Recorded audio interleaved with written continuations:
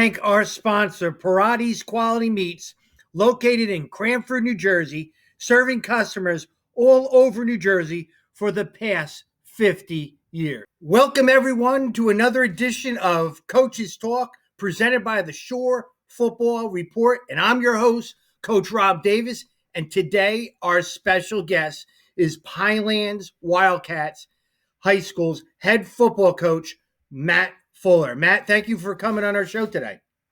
Thanks, Rob. I'm excited to be here. It's a great opportunity to actually get to talk to you outside of the competitive edge of being on the opposite sideline. Yeah. For all those years, we were always across. This is a great opportunity for both you and I to actually have a conversation when we're not screaming at each other. Yeah, and that's what this show's all about. I want people not only in your program, but other programs to see what the head coaches are all about in other programs too. With that, I put on my Wildcat Hawaiian shirt, my best one. I really had a good one. I put it on. I haven't worn it in a while, and it was skin tight. So, I mean, we could redo this interview, and when I'm kind of on the treadmill losing 20 pounds, but that's what happens when you're not coaching. You eat a lot, and the Hawaiian shirts get a little more tighter. So this is the best Wildcat Hawaiian shirt I got with that. So looks great, Rob. Looks great. Hey, Coach Fuller, let me just tell everybody a little bit about you, and we're going to get the show rolling. Coach Fuller, this is your 5th year as the head football coach at Pinelands High School, and you were an assistant 5 years prior to that. You are also currently, which is very important because you're with multiple sport athletes, you are currently the head boys track coach for the winter and spring, correct? Yes, that is correct. That is awesome. And we do know that athletes need to not only be strong, but they need to be very fast too. And your track team probably helps those guys, right? Yeah. We see track as an extension of off-season training. So we believe in a philosophy called Feed the Cats, where we want to get all our skill guys out there running 40s, flying 10s, working on max effort speed, and that's the best way to do it. Oh, yeah. So getting them out there on the track and getting that competitive edge, is kind of what we push, and we see it as an extension, a part of our off season. Yeah, no, that's great. That's really great. And then prior to your Pinelands coaching, you were at Brick Township for 4 years too. So that's a really nice resume. You've been coaching for 14 years overall. Well, this is your 14th year. You got a lot of energy. You're young. And keep growing with the program. And that's what I love to see as a football coach, because I did that at Barnegat. I started out at 32 years old or 31. Well, whatever. I had a lot of hair back then. And then as I got older, the hair started coming out. And it's great that you get to grow with the program because you start getting relationships with your players and then the brothers coming up and then their neighbor and their cousins. And it's really a neat process, isn't it? Yeah, it is. Going into this season, this is the first time where I'm starting to get those younger siblings. We were at our workout the other day, and a freshman showed up and said his last name, and it was one of our tight ends from a few years ago, like younger brother. So it's exciting now to see the families coming back and those parents, around the program again, who kind of know what to experience and kind of what we're looking forward to do. Coach, I think it's very important continuity. That's the key word in football programs. And that's the one thing I vowed at Barnegat when I was there, is that when these kids take their heads off the pillow, they know that their head football coach is still going to be there. No matter if they're at the beach, missing a workout or whatever, they know Coach Davis or Coach Fuller will be at practice. And that's important because kids need stability and continuity for them to feel very comfortable in their program. Would you agree? Yeah. I 100% totally agree with you there. And we found that out kind of the hard way. And I'll talk about a little bit depth now, and I'll kind of jump in more as we talk later. Our dust is finally settling on our program. We, for the past 4 years, have been a program on the move, I'll put it. Whether it was split schedules the 1 year, construction, and now COVID, that stability, and we'll talk about more of that, during the COVID section, is kind of key. And finally this year, our program is the dust is starting to settle and things are starting to get back to that, stability and consistency that the kids want and need. Coach, The one thing that I installed in our football program back in 2010, and from that point on, we went on a run of 11 years, only one losing record, is that we went feeling comfortable with being uncomfortable. And that is important in football because there may be a time you're at your own 1 yard line and the fans are screaming with the band on the other side, and you got to produce, and you got to produce, right? A winning field goal, an extra point, a big play, but feeling comfortable with being uncomfortable. And I know your program has been through a lot of uncomfortable stuff with what you just said too, and add the COVID to it, which was very unfortunate. So they're going to be better people in the long run, though. Yeah, 100%. The adversity they had to deal with the past 4 years is going to make them, better fathers, husbands, businessmen, successful people in life, and that's what you want in a program. That's great. I really, wherever I go, I keep talking to the kids about being feeling comfortable, uncomfortable, and that's important because we all feel that way, even on and off the field, parents included. There are times we don't want to do something, but we got to do it for the betterment of somebody else and all that. Great. Thanks, Coach. Coach, now the next section that we're going to talk about is the process. I love the process. It's about how did you get to where you were at? It's not like you just pressed a button and all of a sudden you're the head football coach. There are steps and a trail of places you had to be at to get to where you're at, because there's no easy way to do anything as an athlete or a coach. So I want you to take us right through on how you became the head football coach at Pinelands and kind of start when you started playing football too, because that was important too. Yeah, it's a very interesting story as I explain it, because my process to become a head coach and my process to become a football coach kind of centers around one man and two schools.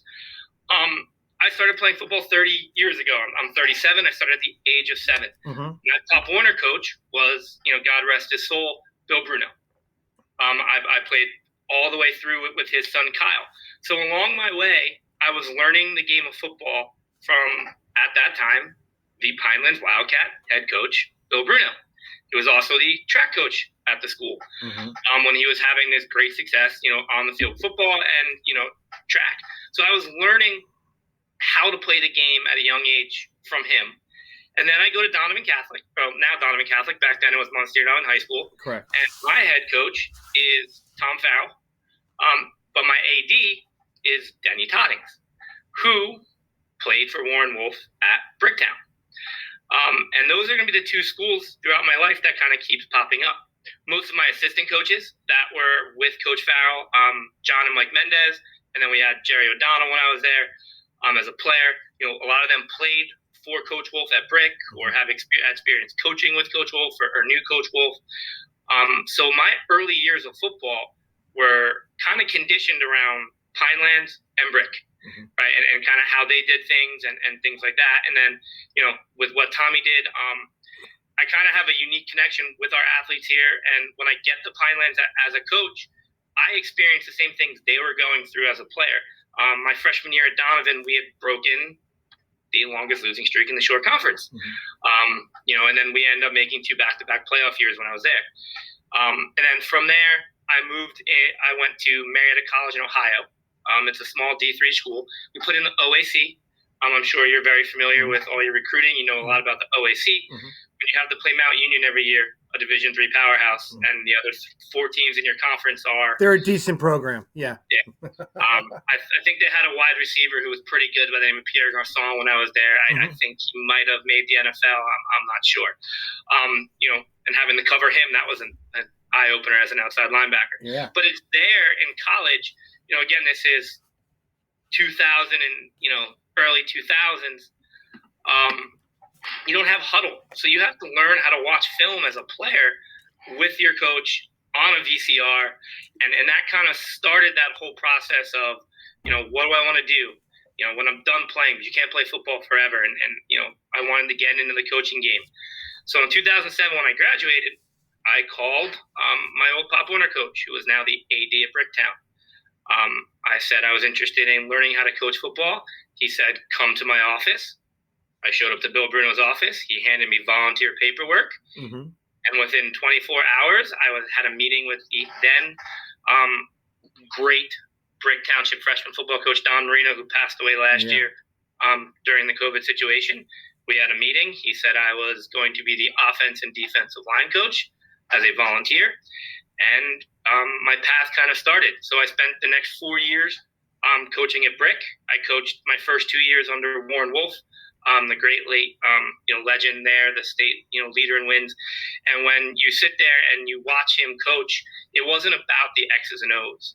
What you learned from him was how to be a coach, how to handle yourself, how to compose yourself. How do you treat the kids, right? For every time he would get on a kid, literally he'd be picking the kid up right away. He never wanted a kid to think he was angry or mad at him. He showed that aspect of coaching.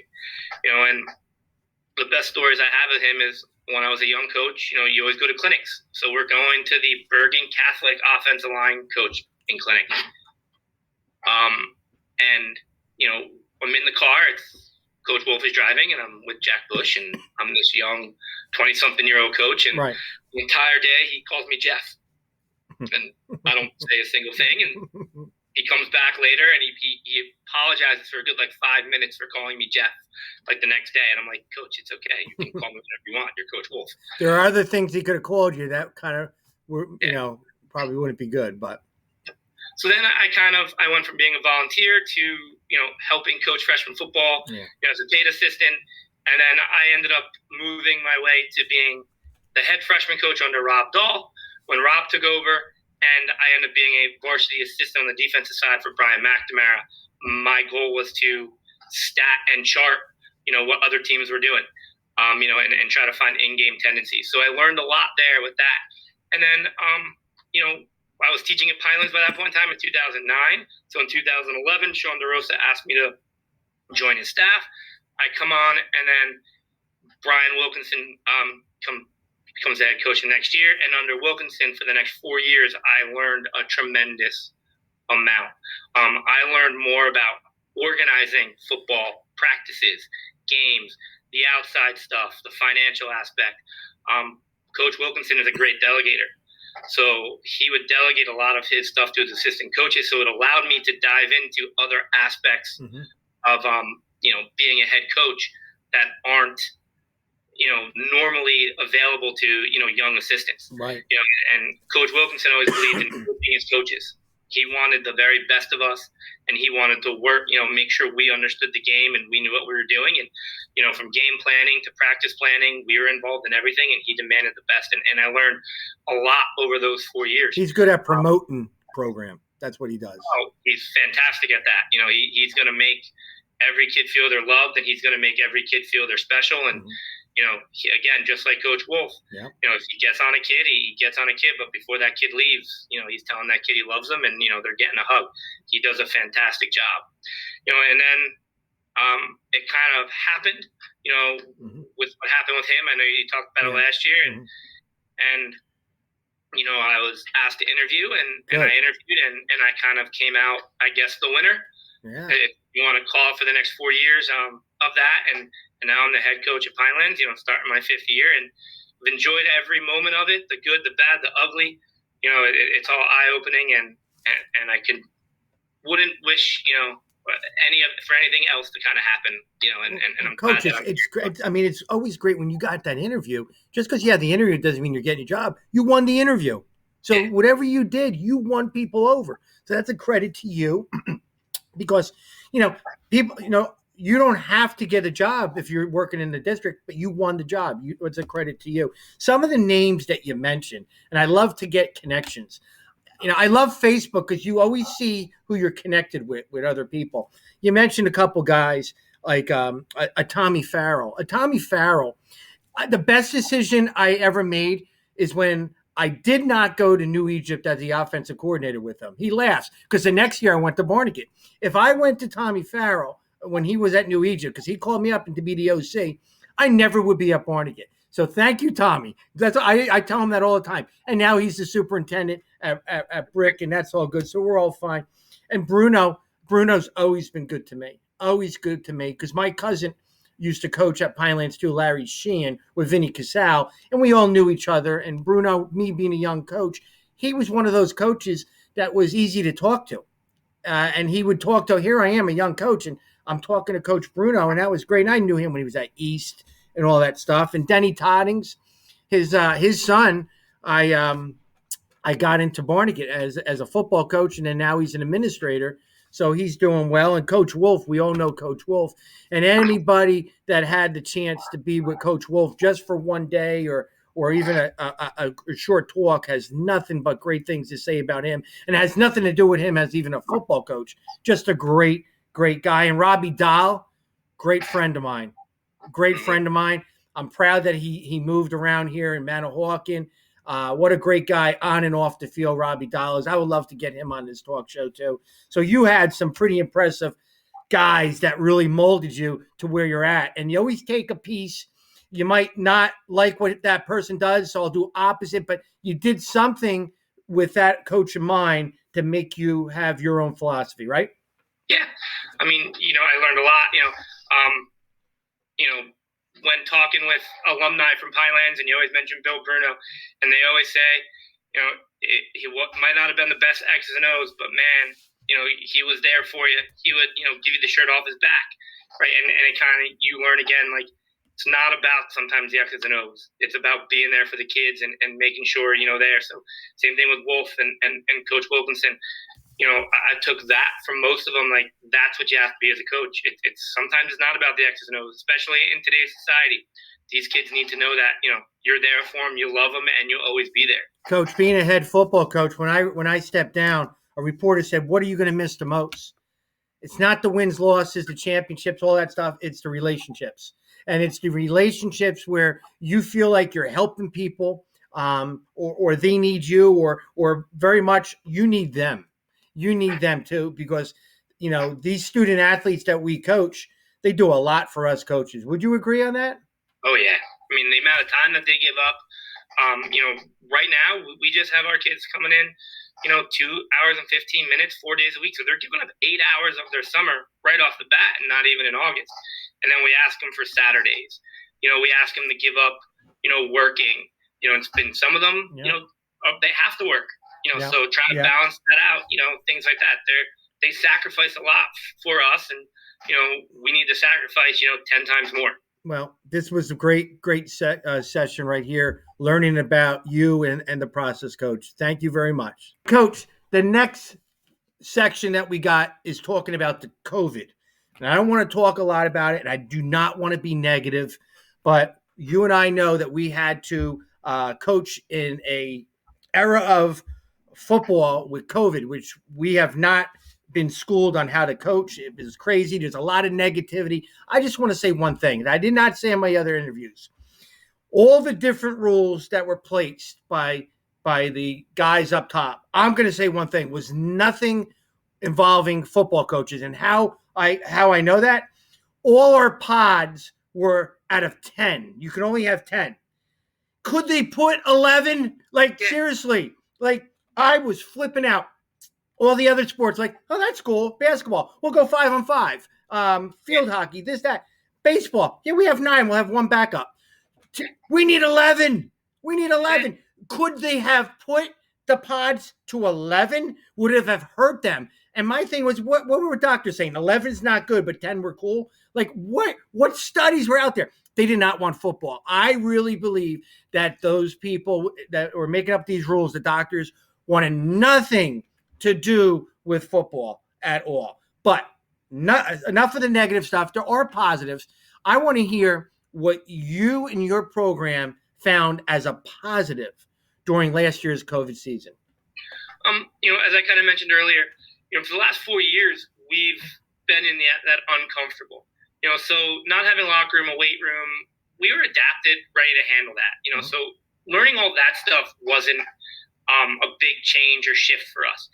What we found and what we appreciated from it was having the smaller numbers allowed us to gain those more personal connections with our players, right? When you're allowed to have 10 kids in the weight room at a time, you're able to spend more time with those 10 kids and talk to them and get to know them more. When you're out there with 30, 40, 50 kids, you really struggle sometimes to get to know. Good point. Especially the bigger programs. Like I know, like you guys who have 60 something Brick, you got to learn a little bit more about your players that you opt. Like sometimes you might not, I got a message during the year from a parent of one of our players, saying how much, just playing football this year meant, to her and, to her son, and they needed it. And it was more about that than the rules and how to organize practice and all that stuff, didn't really matter. But what we took from it in the positive was how important just being out there and being social and playing, was for the kids' mental health, their academics. It gives them focus. It gives them something new. And, we developed much more closer interpersonal relationships, as a coach with your kids, when you're, working with only 10. That's awesome. Yeah. With on the other side, on the coaching aspect, when you talk about things like that, we learned how to do more with less time. When you're only allowed to start on, September 1st and you have school that day and you can only have a 2-hour practice for the first week of camp, you kind of learn to cut some of that fluff out that you were doing before. And, you kind of see how can we maximize our 2.5 hours to get as much as we need out and still be able to play, a week and a half later. So that was kind of something positive that came out of, on our program is, we're now going through everything and saying, do we need that drill? No. Do we need to do that? No. Let's maximize what we got. So. Yeah, that's great. That's really a nice positive hearing from that side that you got to know, the individuals a little bit more because it was detailed with that stuff. Yes, stuff that you may not be thinking about at the time, but when you actually think about it later on, it is kind of satisfying to know that you got something done. You adjusted, you adapted, because football coaches are the best at adapting to different situations. And it's a credit to you guys and all the coaches out there, not just the Shore Conference, to allow football to be played this year with the COVID. Thanks, Coach. Okay, now we're going to talk the 2021 Pinelands Wildcat football schedule and the new division that they're in. And Coach Fuller is going to explain it right now. Go ahead, Coach. So, our schedule this year for us is a very competitive schedule. We have some teams that we have some familiarity with, over the past few seasons. But, we have a schedule that's very competitive, and we're looking forward to actually playing the schedule compared to our COVID schedule when we had Central, Barnegat, Lacey, all those guys. We start off with Monmouth, on 9/11 at Monmouth. Last year we played them in the pod. It was a 1-point game. So they actually beat us by 1 point. Their coach, does a great job up there. He's trying to get that program back up and running to where it used to be. So we're looking very forward to that one. It was a tight, close game last year. We're expecting kind of the same thing going into it, this year. Right. Then we go, the following Saturday, we play 2 Saturday games back to back. We're at Lakewood. I just found out it is at night, which is pretty cool. We did play Lakewood a couple years ago when Coach Wilkinson was here at night. That is a fun, fantastic experience. We were able to go in there last year and beat Lakewood for the first time in I think at least 4 years. So that was exciting. We had switched back to our double wing offense at that time and kind of I think we just caught them off guard and they weren't ready. Oh, they're preparing for that now. Yeah. I know LJ's probably got that game plan done already. So and LJ's done a fantastic job with Lakewood and he gets as much out of those kids as he can. And then we're home for Keyport. That is our Hall of Fame game. Last year we were supposed to have a Hall of Fame induction, athletic Hall of Fame. So it'll be that night. That's kind of a little personal game for me. My sister is a teacher in Keyport. She teaches in the Central School, so there'll be a little sibling bet there, going on against Keyport. And then we have Point Beach the following week. Again last year, we played them in the pod. We were able to come away with a victory. We did play them the year before at home. In a close game where they kind of won one. So, we're going in the rubber match in that one this year. And then Keensburg. it kind of started to develop almost a little bit of a rivalry between us and Keensburg. There was a time we played them 4 straight years, and we would win, they would win, we would win, they would win. So we've split split it here, and we have them again. Coach Bird does a great job up there, again, getting all the kids, that he gets out and getting as much talent as he can and getting everything out of them. And then, finally we end up on the road at Shore Regional. I'm sure Kaz will have some game plan for us it's going to be fantastic. He's one of the better coaches in the Shore and the state. Hall of Fame coach. Yeah. Shore will be, prepared and ready, and that's going to be, a tough, hard game for us. But, we're looking at our schedule that we can come away with, some victories. There's not a game that we're not afraid of, or a team that we know we're not going to step on the field and it's not going to go our way. Like when we had to play Mater Dei, my first or second year as a head coach, you're stepping on the field against those guys, and it could go, south quickly. Yes. We don't have that game this year. Every team we play on our schedule is beatable. It's going to be a hard fight for us, but we're going to go out there and we're going to play Pinelands football and fight. You said it. Competitive games, and that's that. And you have the pods after the 6 games, so you don't know who you're playing. But again, that will be competitive games. That's a nice schedule. You're right, and there's going to be some very, very close games in that conference. Now, that schedule. Now, looking over to the right with the newly formed national division, let's talk about this. And just looking at this, I see a lot of competitive teams playing. I do have to say that Keensburg's got a lot of guys back. They may be the front runner, but everybody else has a chance to kind of still be at the top too. It's very close from the top to the bottom in this division. Would you agree? Yeah, I mean, Keensburg right now is probably the front runner. The Asbury Park Press, Shore Sports, they're going to look at their roster, who they have returning, and they're probably going to say, they're the front runner. But it is a conference and a schedule that's probably the most balanced out of most of the ones, in the Shore Conference, because anybody can beat anybody. It's not like there's one team that's going to dominantly run away with everything, or 2 teams that are going to be, the top 2.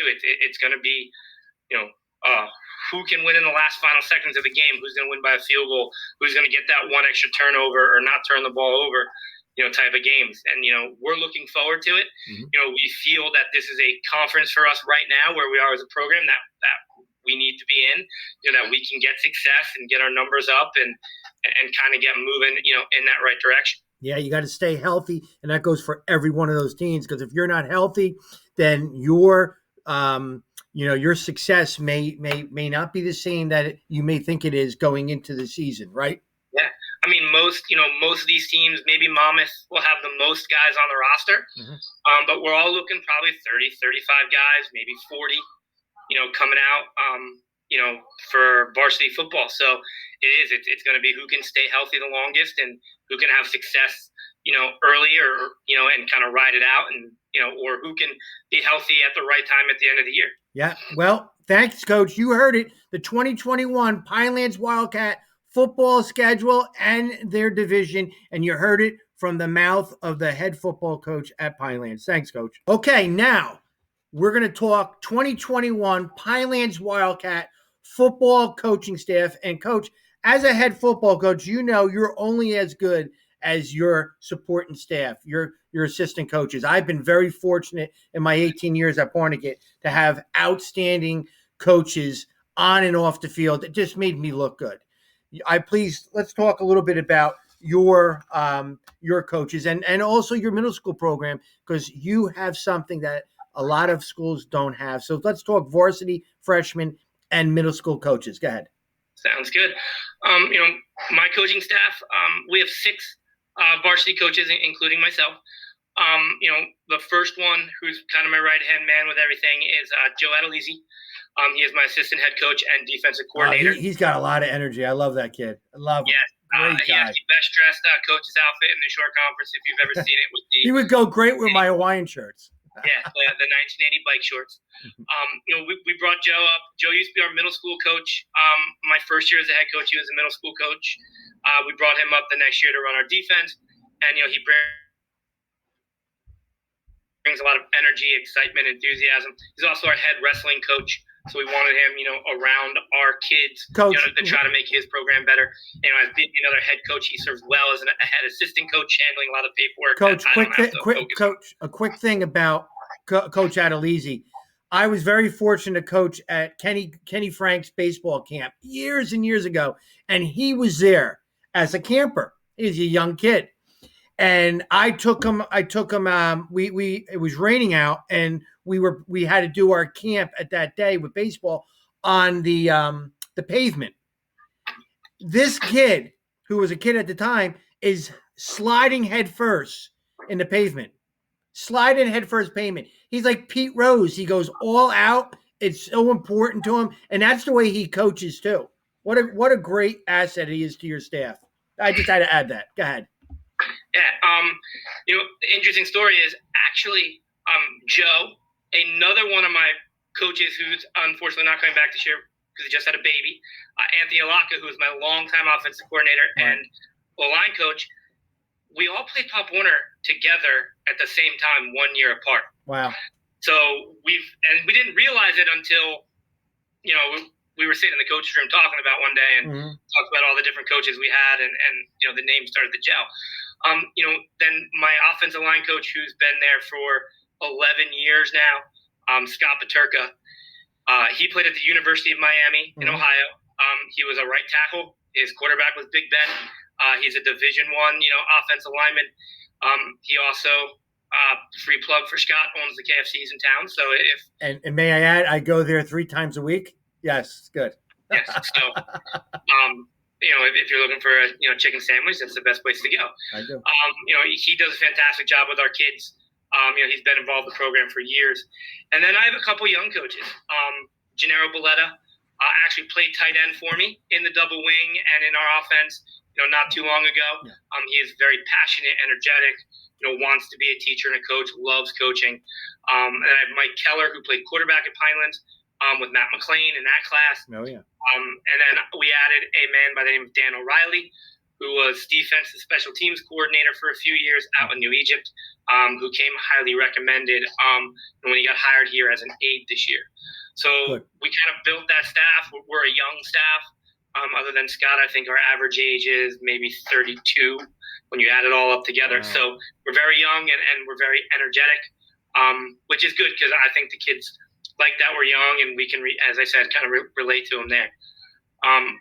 Our freshman staff just changed this year. Our longtime freshman coach under me was Justin Loomis. He got promoted to be vice principal in the school. He was also the school's baseball head coach for a while. So he's now an administrator. So we actually brought up John Tierney, who was our middle school coach. He will be running now our freshman program. Good. John is a fantastic, phenomenal coach. Longtime offensive coordinator at Pinelands. Been a longtime coach at Lacey. Played at Townsend. Just one of the best football minds you could have around. So we decided we want to bring him up, to help coach and develop that freshman program. I feel you need to have your best coaches kind of at that lower level building, your feeder and program. And with him, we have a guy by the name of George Martin, who is a Barnegat, actually, police officer. Yeah. He played at Pinelands. He was an all-division, all-conference, I think even all-state offensive lineman back in the early 90s. He was good. I coached against him. Yeah. Yeah. He's going to be working with John there. So as I said, we really want to try to build that foundation. And then, as you said, we're one of the few programs to have middle school. So we brought in, he was an assistant coach last year. We moved him up to head coach. His name is Drew Steelman. He was a freshman coach at Holy Spirit for a few years. So he comes with, coaching experience from outside of Pinelands, which is always fantastic when you can get guys from other programs because they always bring new ideas and fresh, thoughts, things, and how things can be done. And returning with him is a young man by the name of Joe Iglesias. He was actually a Monmouth Regional coach. He coached with Mosca. He played at Monmouth Regional, and he teaches down in Little Egg. He's a 6th grade teacher, so we kind of brought him in to try to, get, a presence in, our lower level as well, and trying to build a program from, ground up and community-wise, having 6th all the way through, there being exposed. Our middle school is only 7th and 8th, but we want to get that exposure down at the lower level. Coach, that's great. And it's always important for those assistant coaches to get some publicity too, because they're usually in the background doing all the legwork for us head coaches. And we're talking on talk shows while they're doing this stuff right here. I'm joking around about that. But yeah, you have a very, very cohesive assistant coaching staff right there that you're very proud of, and looking forward to coaching with this year. Coach, great job. Now, our next section that we're going to be doing is we're going to talk 2021 Pinelands Wildcat football, and we're going to hear it from you, Coach. But before you go on, just tell our audience your offensive, defensive schemes that you run, and then the exciting key returning players that you got this year that I know you're excited about. So I'll start defensively. We're a multiple 3-5-3. You know, our base is an odd front. Our base is a 3-3, or a 3-5-3, or however people want to call it. But Joe, our defense coordinator, does a fantastic job of morphing that into what we need to be that week. He does. One week we might be a 4-man, and then you being an offensive coordinator and a former opponent, you've probably sat there and said, why are we doing this or why are we doing that? He takes away your best plays and he makes you do something different. He does. Yep. He goes off of formation and plays and kind of wants to take away your number one and try to have you beat us with number two or number three. Offensively, we kind of have bounced around, but we're back to where we are. Some people thought we bounced around because we didn't want to develop tendencies. No, we bounced around offenses because we looked at our kids and our players and we tried to find the best scheme to work with what we got. Yeah. Being Pinelands, our numbers are small, so you have to deal with kind of who you have. So, but we've reverted back to our good old true, what we love, that double wing. We are one of two teams in the state that runs it. Really? Coach Wilkinson, when he was here, how we came about that offense is we were all sitting around discussing different offenses. He brings it up and he makes a great comment. If everyone's running the same thing, you either have to be better or different. Yeah. And we went with different. We play an entire conference and division that's spread. And now we're making you play between the hashes in the phone booth. And our goal is to get meat eaters on salad eaters. It's a very hard offense to prepare in a short week. Yes. It really is. And it's one of the advantages we have. We want to put our kids in the best position to win. And then we feel running the double tight, double wing does that. It allows us to shorten the game. We might get the ball. We might not score a touchdown, but we are definitely going to take 8 to 9 minutes off the clock if you let us. And that puts pressure on other teams because now they try to think they have to score quicker. I don't like that either. I like the ball. I want tempo. So you guys frustrate people with that. And then we want to play great defense behind it. So our offense and defense philosophies kind of work together. Good. Let's hear about some of your exciting, and I know you got some underclassmen because I've seen that. Again, we coach against you every year, but your middle school, your freshman teams have been pretty successful, and there's some athletes there. I want to hear some names. Tell me some of the guys that you're excited about this season coming out. Who could we be looking for? Yeah, we're excited. It starts with our offensive line. We have 2 returning seniors. We've been and one was a 2-year, one's a 3-year. Chris Caravano is a 2-year starter for us at guard. He's going to kind of lead the way. Offensively. Our offense runs on line play, right? Our line has to be fantastic. And then we have a 3-year starter at left tackle, Danny McNeemer. Who's about 6 foot, 240 right now. Good. And can move. If you've ever watched us play, we'll pull everybody and the band through the hole. Yeah. So having an athletic tackle that can move, who's big and aggressive, is great. So we're really looking forward to those 2 guys finishing their career, there. And then we hit a junior class that's talented and athletic for us. It starts with our returning quarterback, Ryan Allen. We brought Ryan in halfway through the year. Mm-hmm. When we switched to the double wing, we thought his skill set fits perfectly with play action passing, and all that, And then we have a wing wide receiver, Anthony Rucci, who's one of the hardest workers I've ever met, who's going to do big things.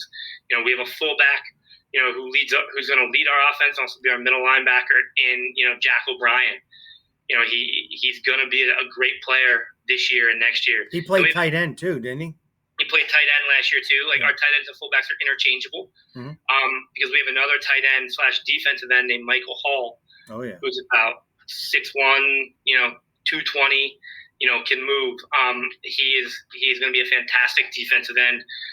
We're working on just getting him to figure it all out, and once he does, he's going to be a hard person to stop coming off that edge. And then we have some talented sophomores, who are going to look to step right in, like a Liam Villinger, who is our freshman quarterback and outside linebacker last year. We graduated 17 seniors, so we're going to be looking for those younger sophomores to kind of step up and fill some of the roles that we need. So we are a young team. We're a team on the rise. We have 30-something freshmen also signed up right now. Wow, that's a lot. We've been running workouts Monday through Thursday. We've been averaging between 9 through 12, 30 guys, about 15 varsity and 15 freshmen. So, things are on the uptick in 2021 here. As I said before, that dust is finally settling. That coach, that's awesome. And the exciting thing as a football coach is you don't know how a kid's going to grow from one year to the next. The thing I miss is the 7-on-7s is that, because we can't coach the athletes until that June 10th type of day. And then to see the kids moving and running and saying, wow, now we're seeing it go. These kids just get better like that. They turn the switch. And it could be from your sophomore to junior year, your juniors. It just, everybody's different. And you got some exciting underclassmen, and you got a big group of guys coming back. You guys got a legit shot this year to make some noise in that national division. You really do with that. And I know you're very excited about your players. You're excited about, the new opportunity that's coming across right now. Everybody's undefeated right now, and everybody's excited. And you guys have every reason to be the same way with that. And I want to thank you for coming on the show today, Coach. I really do. It's always great to hear everything from a head football coach, and hopefully your community can follow you when we're on YouTube. Please spread the word on YouTube. We're at Twitter, Instagram. What else is out there? But we're on everything right there. We're also going to have a website. It's going to be theshorefootballreport.com. I'm going to put it up, like I told you before, sometime between now and August, maybe at 10 o'clock tonight, it might be up. I don't know. But I want to promote the game of football in the Shore Conference. And, of course, Pinelands will be on there many, many times throughout the season. Thank you, Coach. You got anything else to say to the crowd of people out there today? Rob, I want to thank you for, giving me the opportunity. A lot of people don't probably even know where Pinelands is in Monmouth and Ocean County, let alone who I am. So letting me at least get my face out there and talk about our program, I want to thank you. And I also have to thank her. So when she does watch this, she will feel loved. This year, Sunday is my seventh wedding anniversary. All right. And without my wife allowing me to do this, and being supportive on those, long Friday and Saturday nights, I couldn't do it, without her love and support. And if there's ever a show, Rob, there's your show. Wow. You get some football wives on there. Wow. And let them talk, because that's great that you said that. I can't even get my wife to subscribe to my YouTube. She won't even follow me, man. And my youngest daughter, she's a big YouTube person, refuses to subscribe because she doesn't want me to have one more follower than her. We're very competitive in this household, but you're right. The woman in the house is the glue to the family and also the program too. I understand that, and that's very important. Maybe we'll have a show, The Coach's Wives, right? Yeah. That'll probably be a good hit for us right there. Coach, I want to thank you again, and the best of luck to Pinelands Wildcats in the 2021 season. There's a lot of people rooting for you, and I'm one of them. Thank you, Coach. Thanks.